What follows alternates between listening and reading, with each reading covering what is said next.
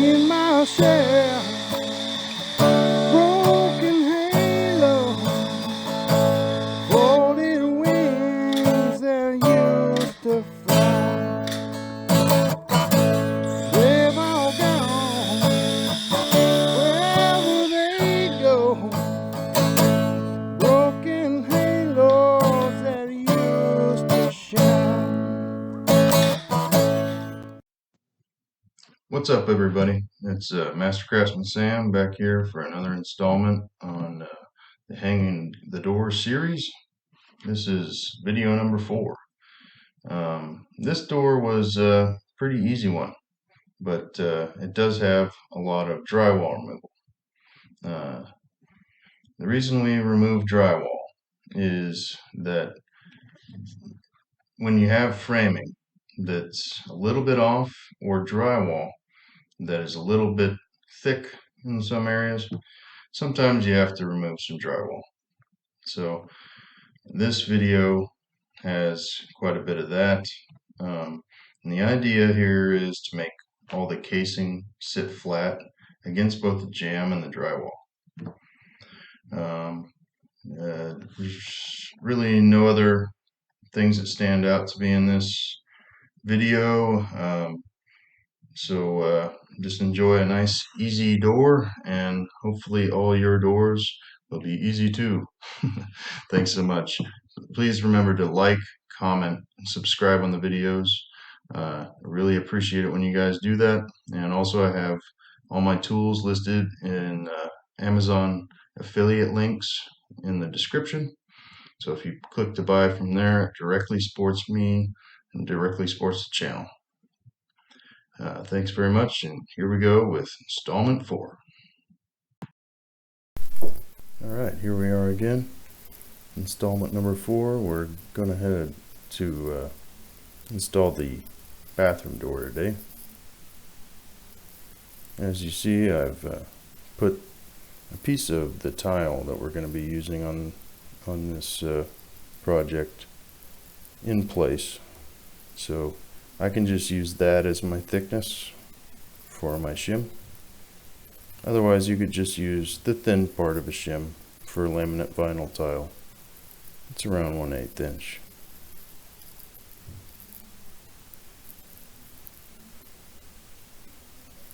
I'm going to go ahead and put my level up there and check for plumb.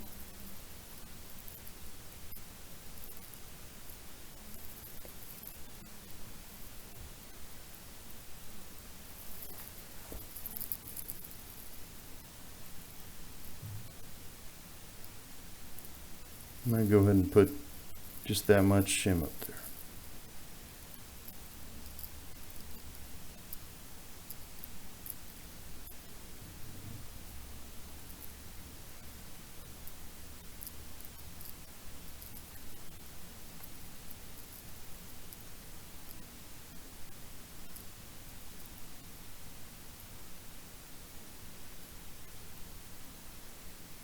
Here I've readjusted that shim to have a little bit more. You can just pull it right off of there.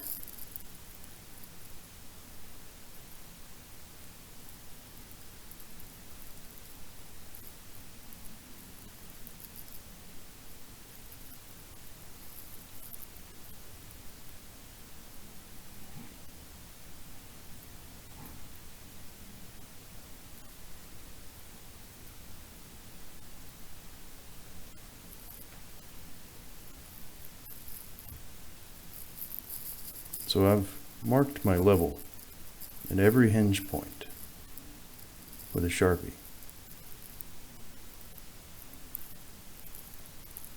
I also marked the top.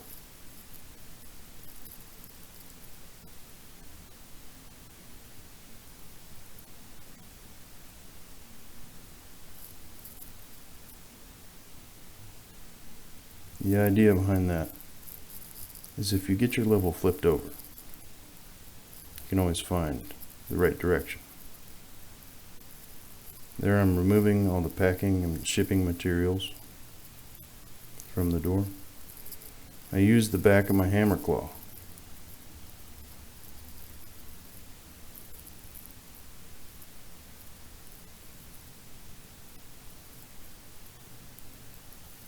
Alternatively, you could use a pair of pliers or carpenter's pliers.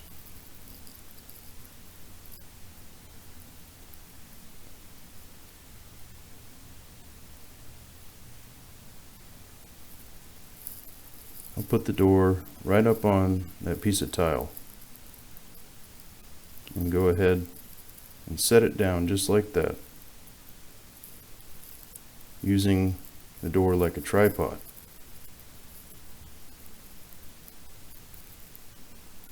Now I'm going to pull the jamb back, get everything lined up with the drywall perfectly. I'm going to pop one nail in there and another below the hinge. There I'm putting 3 at the bottom. And here I've noticed my shim's a little off. That's okay. But try and get it right behind the hinge. Again, I put 1 nail above and below the hinge, 1 through the door stop, and then 1 on the other side.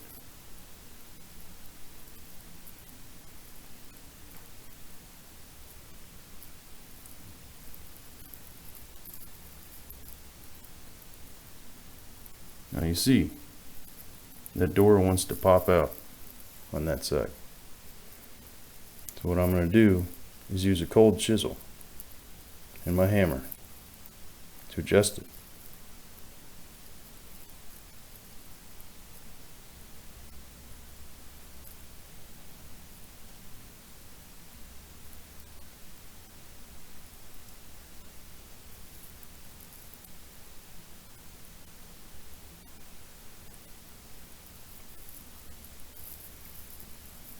Next, we need to get our top gap perfectly right.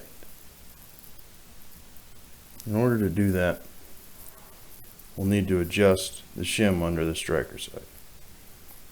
In this case, this tile has me perfectly where I want to be, so I won't need to adjust that.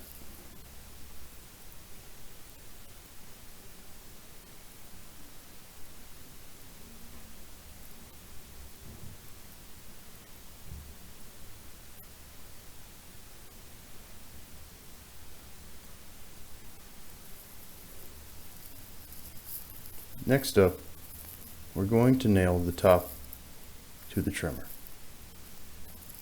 We pop a couple of shims behind there and get our gaps right. Throw a couple of nails in there.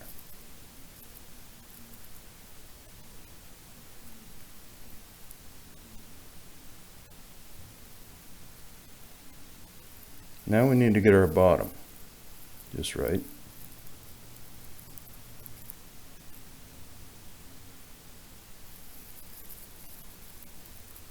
Looks like I'm checking my gap there and it doesn't look right. So I'm going to adjust this. I bust that shim off and then I can move it. I can see as I did that, it moved the entire door to the interior. So what I'm going to do, get it perfectly flush with the drywall. And then I'm going to grab a couple of shims.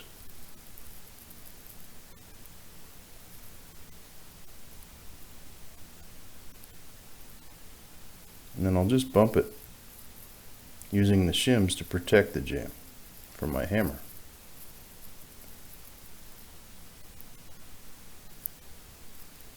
And then put a couple more nails in there to trap it.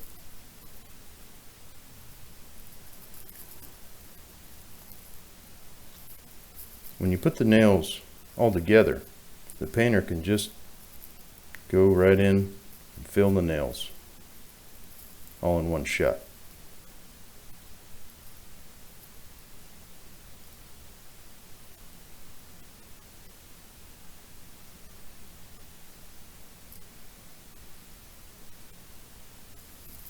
Next, we're working on the bottom. Pop 2 or 3 shims, whatever you need. Get your gap right. and shoot it in.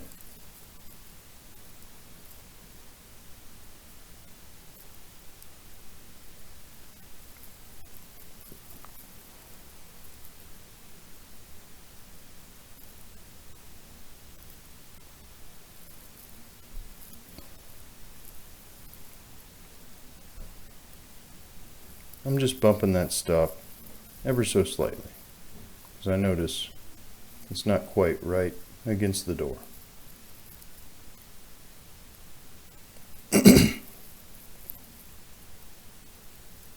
Next, I'm going to insert a couple of shims behind the striker. Every striker plate needs a shim point. That's where your door is going to be slamming against it. So I got 4 nails in there. Got 1, 2 right there, and then 1 on the doorstop, 1 on the other side.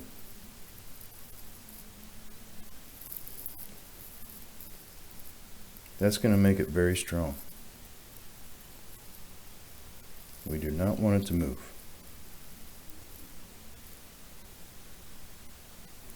Check our gaps at every step, ensuring nothing has moved during the time that I'm nailing.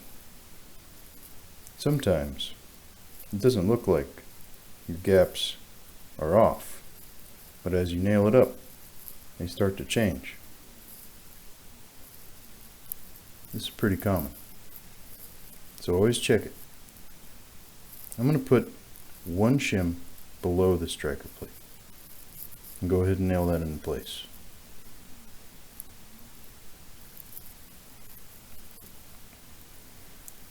And then I'll take 2 shims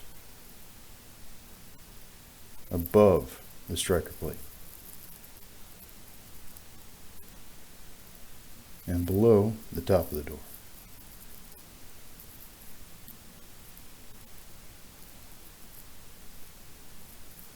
Here I'm just playing with thicknesses to get my shims right.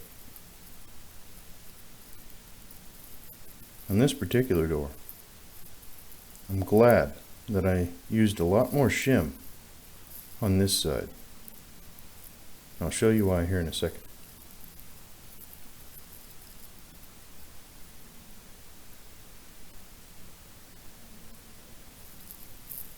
Now we've got our gaps right. We'll grab our nailer and go ahead and nail in those 2 above the striker plate. We already nailed the one below. Now I'm looking at my doorstop, making sure it still meets the door perfectly. It does, so we'll move on to the next step, removing the shims.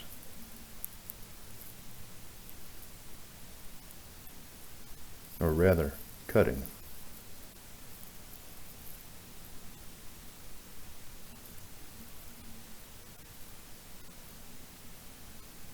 We'll use a multi-tool and go ahead and cut these shims right off at the jamb, angling our cuts into the drywall.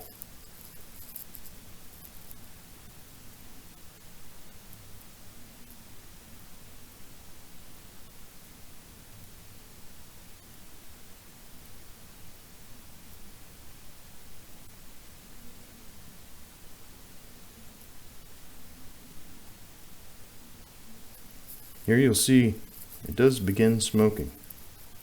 Be careful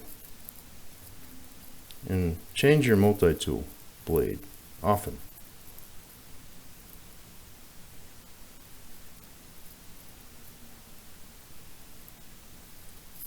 The reason that does that right now is because I have a very, very dull multi-tool blade. I simply forgot to buy one before I started this project.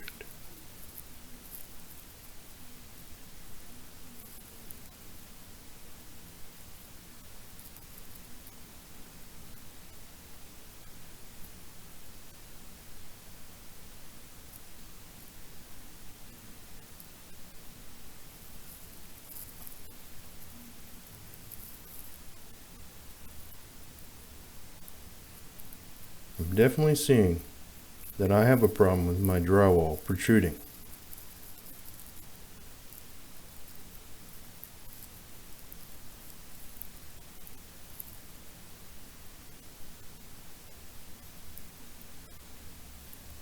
We're going to cut the rest of our shims off flush with the jamb.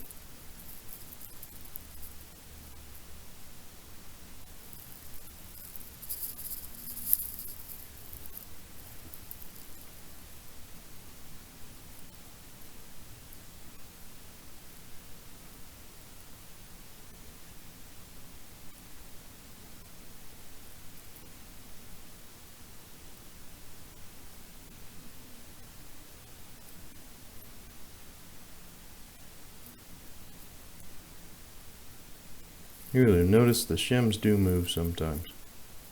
Just be patient, and when you can, just go ahead and break them right off.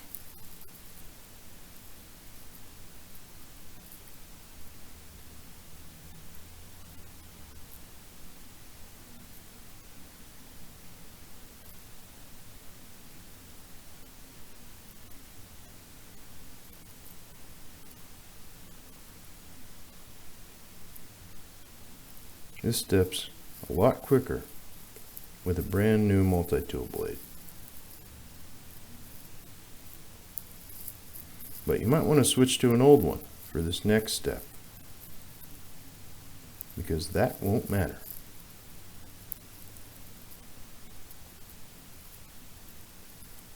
And it will dull your blade considerably.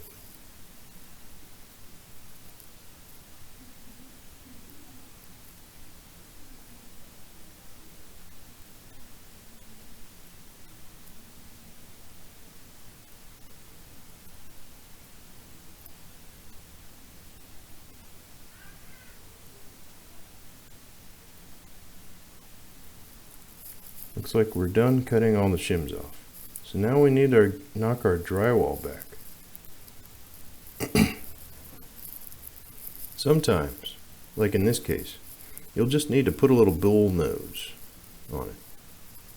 Get it where the casing can kind of roll with the drywall instead of having it just stick right out and make it gap.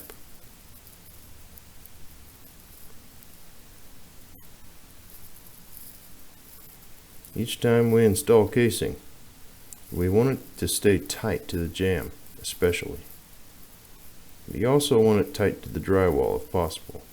Here I flip my hammer around and I'll use the claw to pierce the paper.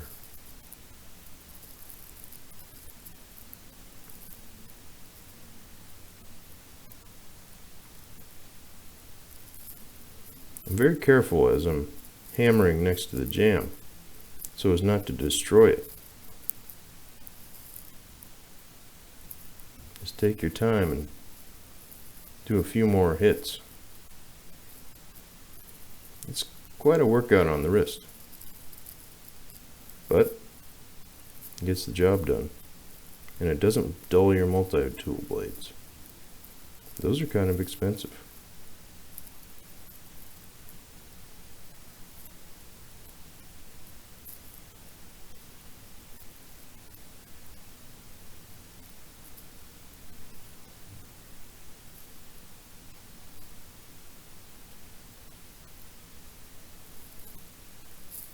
Here I see I just need a nice bull nose on this drywall at the bottom.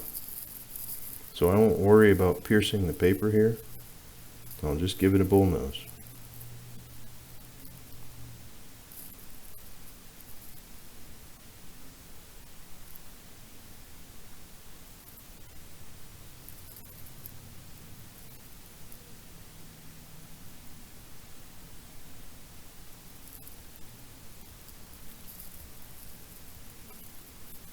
As I can see here, that casing will just barely fit. So I'm happy that I left plenty of shim on that side of the door. If I would have put too much shim on the other side, we would have been crowding that casing and the light switch.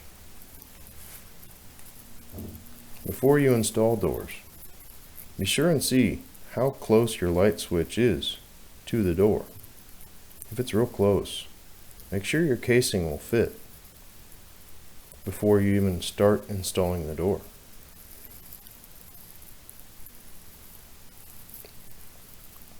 Sometimes a well-placed shim can save the electrician from having to come back and do more work to move that plate and the switch.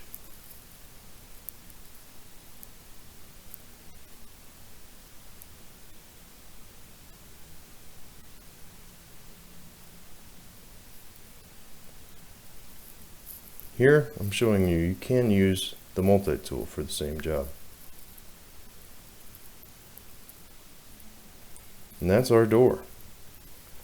Everything will sit just flush. Everything's cut all back, and our casing should go on shortly. Thank you all for watching.